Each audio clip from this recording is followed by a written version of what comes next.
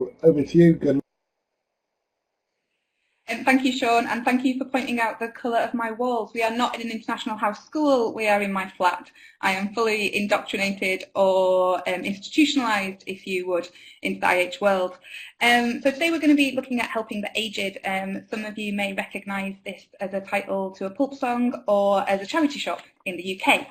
I actually struggled to come up with a title for the session. I'm not quite sure what is the correct terminology when it comes to talking about older learners.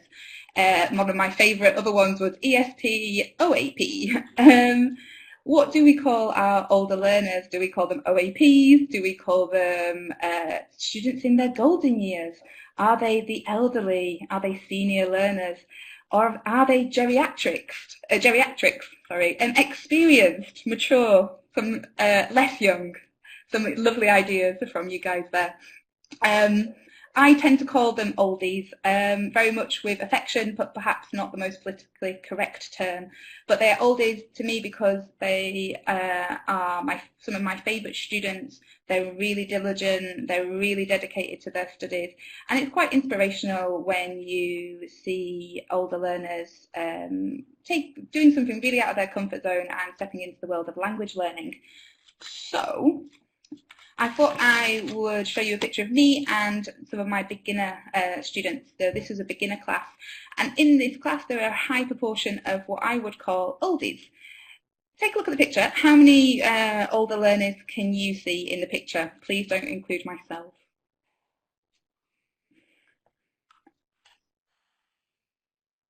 9 older learners, perhaps. Some of them might be a little bit disappointed. Are there any older learners there? Perhaps some of you will be a bit worried about when I did a bit of research into what schools offer as older learner courses. Some schools offer them for the over 40s. Very worrying for us all. When it comes to young learners, it's quite clearly defined who we're talking about. We're talking about very young learners and they're this age. Teens are this age. When it comes to adults, we've got a kind of catch-all of adults, but what I've noticed in my context is that we're getting a lot of the older generation. 40 is practically a young learner. Thank you very much. Couldn't agree more.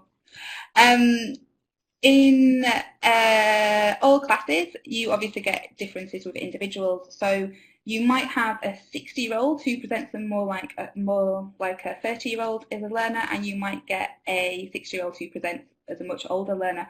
So when we're dealing with our classes, we need to remember that all learners are individuals and we need to cater to their individual needs. So I wanted to go on to give you a little bit about my context. So we have an obligatory shot of the Mediterranean and lovely Palermo here in Sicily. Partly because of the brain drain, which is all the younger people leaving Sicily to work in further north, we've got a lot of older learners on our cards now. And they tend to make up our lower levels, definitely beginner classes, and our elementary levels as well. We have a few older learners in intermediate levels, but this is my context. When I came to planning this session, I wanted to do some reading and research, and I couldn't really find that much about it. So what we're talking about today is very much based on my context, but hopefully there'll be ideas that you can transfer to your teaching context as well. Johnny, the sea misses you as well. Come back soon. Okay. So I wanted to introduce you to Agnese. Agnese is one of my poster girls at the school. She's on our walls around the school because she is one of our most successful learners, our older generation learners. So we've got these posters up around the school to inspire other learners.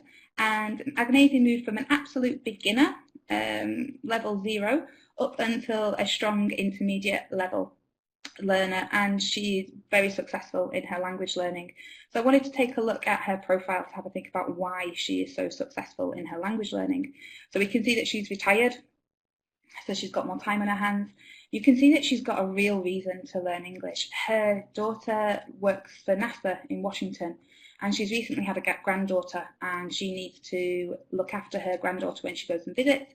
So not only does she need to operate in America, as an English user, but she needs to operate as a carer in America for another person. So it's really important to her to have a good level of English. She's super motivated. And you can see there, I don't know if it's how easy it is for you guys to read, but when it comes to her attitude towards study, you'll see that she has this incredible attitude, very self-aware. She says that it's necessary to have to study constantly, tirelessly, diligently, carefully, and with passion.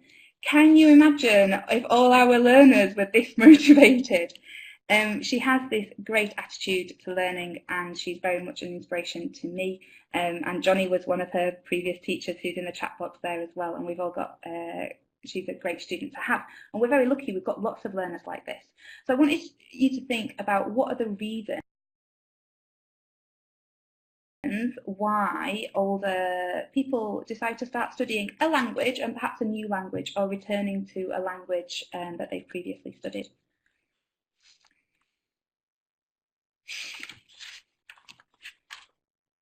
Yeah, so she's a retired teacher. She knows about studying already.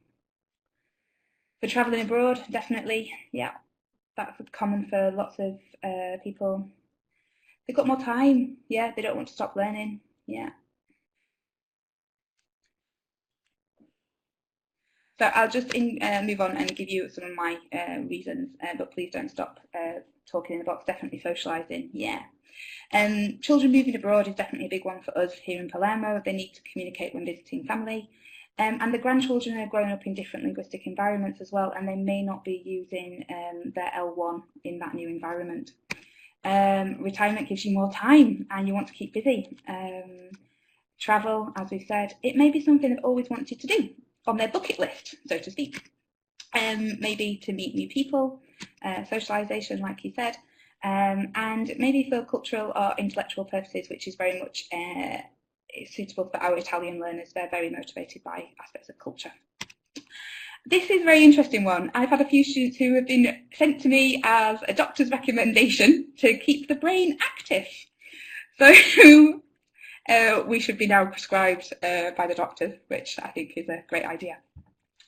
So we've got these learners who've got great reasons to learn, and they've got all this great life experience. They're really diligent learners, they do all their homework, and they're in a great position to learn. Yet they come up against lots of difficulties when it comes to language learning. So can you have a think, again in the chat box, what are some of the factors which cause difficulties for our older learners? Alzheimer's prevention, yes, Lucy, that's us. Listening is definitely a key problem, yes, Johnny. Memory, yeah, it's a problem for me, and I'm not quite in that older generation bracket. It is more difficult to remember new things and also old things as well. Yeah, their previous teaching experiences can really affect how they feel when they come to class. They do tend to translate a lot, yeah, perhaps again from that previous learning experience. And that, yeah, they might not take a younger teacher seriously, that's for sure. Okay, so basically, when I was looking into this, we can kind of identify 3 key areas for which cause difficulties. And those factors are physiological factors, so for example, hearing difficulties, eyesight, mobility, even just moving around the classroom. Then there's the cognitive issues, like we said about memory. Apparently as older people develop, they go into decline in terms of cognitive development, recall, problem solving. So retention and recall of language is difficult for them. And finally, we come on to affective factors. So as you were saying there in the chat box, they come to the class with a lot of experience already from previous teachers, and they may have had failure in the past. Now, that failure in the past might influence how they feel about learning a language now. They might submit to the stereotype of you can't teach an old dog new tricks. So they might bring a lot of lack of confidence into the classroom. So I wanted to focus on 3 areas for me in my context, we could look at in more depth and think about how we can help those learners in the classroom. Those areas being listening, memory, and lowering those affective filters. So if we move on to talk about listening first, listening skills and hearing are obviously very interrelated. In Italy, in particular, for various reasons, listening skills are generally quite low. So this is a double whammy when it comes to an older Italian learner. So very basic ideas, but try to minimise background noise in the classroom. Make expectations clear. It's really not important to understand every word. This is something we know as a teacher, but do we communicate this to our students? Make it clear to the students that they will have the opportunity to listen again, that the first time we've got a task that's achievable that they can answer.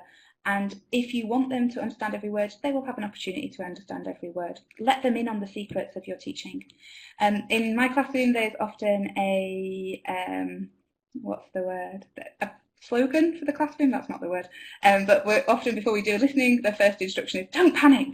And that's important. As we said, set achievable tasks. You know, if in the course book, often I'm sure we all critique course books every day of the week, and often the GIST task is not truly a GIST task. It's a detailed task followed by another detailed task. Be critical of the course book. Can you make a more achievable task for the first listening? Take every opportunity to practice listening. There's lots of listen and reads in books. Listen read sections in books.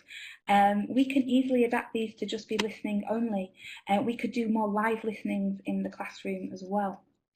Again, it might seem quite obvious, but encourage students to look at you when you are speaking.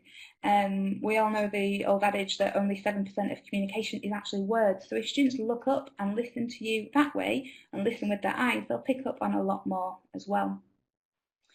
And so likewise, if it's possible, try to use more video over audio text to encourage this students to bring on their to encourage students to use the other skills they've got, picking up on body language, intonation, or whatever it may be, and not just relying on listening alone.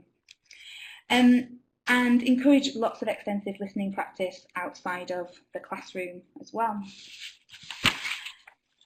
Okay, moving on to helping older students with language retention and retrieval. We need to incorporate as many memory exercises into the class as possible, whether that's with drilling, visuals, mnemonics, whatever it may be. If we show students in the classroom lots of activities that promote memorization, they can then take them home and do them by themselves. In fact, I've got a couple of older learners who take pictures of the activities that we do in class and then recreate them for themselves to do at home. They chop up pieces of card and play memory games with themselves, which is very cute to see. Yeah, that's a great idea, Shannon, as well. You could give them some audio and video for homework, so then they've got something to do outside the classroom as well. We also need to recycle as much as possible in the classroom. Now, obviously we need to recycle the language, but we can also recycle the learning techniques that we're using as well to give them more exposure to these. We need to allow for plenty of thinking time. It does take an older learner longer to think, and both think about language and think about ideas. So look at ways that you can incorporate thinking time into your lessons. We can encourage lots of extra homework outside of the classroom as well. We're very lucky that we've got a computer centre where students can come and do extra work.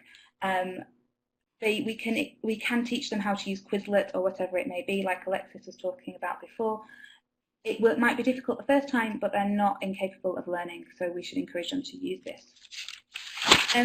Finally, and perhaps the most important thing is really to lower these affective filters. It's very easy for me to tell you to create a positive classroom environment. I'm sure you all do that already. I'm sure that you are friendly and warm and patient. That goes without saying, but we can do more. So if we find out about their motivations for learning English, we can really build that rapport with them some more and cater to their individual needs. Really make sure that students are aware of the expectations of the course and the classroom. They do come with this previous learning experience, which may not be will definitely not match this communicative classroom that we promote. So make sure they're aware that it's not important to understand every word, that we do expect them to speak every lesson. That might result in a more teacher-fronted lesson, especially at the start of the course, and that's not a problem. We can move it over to being student-centred as the course develops. Allow more time for stages and also in between stages. Thinking about our older learners, they've often got at least 2 pairs of glasses, and it does take a while to transition between looking at the board and looking at the book and looking at your partner. More time equals more language generation. One common issue that came up a few years ago with one of our teachers is that his students told him that they felt like parrots. They were coming to class, they were repeating, they were drilling, but they didn't feel they were really using the language. So we can give them functional language that can be used immediately, got high transfer value. I think, what do you think? Can I borrow your pencil, please? Like we do in the young learner classroom as well. And so they really feel that they're using the language and they're not just being spoon-fed it. We can also teach them language beyond the coursebook as well to suit their needs. The coursebook might teach family, but it might not include granddaughter and grandmother, which is really key vocabulary for them. So think about what your learners need from the coursebook. As we said before, set achievable tasks, because nothing succeeds like success, and that's going to encourage them to experiment some more and go on further to try out their English skills. So before I end, I will leave you with a quote from Help the Aged. So we'll defer to the front man, Jarvis Cocker here. Like I said, it was quite difficult to find some reading and research, so I turned to this Yorkshire man for some inspiration. There's a couple of references there at the bottom. There's a really good article on teaching English from the British Council, and there's some ideas about how older people learn as well, to give you a bit more ideas about this area. Okay, well, thank you very much for all your comments, and good luck, and one day we'll be able to, hopefully not too soon. Thank you, Jennifer. I was tempted to say, could you speak up a bit, please? I can't hear you, but there's a very interesting area to talk about, and you're very right. We spend so much time talking about young learners, and we don't really think as much about older learners. Really interesting. Maybe it's something we can develop as a longer talk later on. Very, very interesting. Thank you very much. And thank you so much for waiting till now to do your talk. I know that you actually requested to speak a lot earlier than I put you in the program, so I do appreciate having you there this time. But now it's time for your fame to disappear and the next person to come on to camera and microphone. So Ruth, are you? Hello. Let me just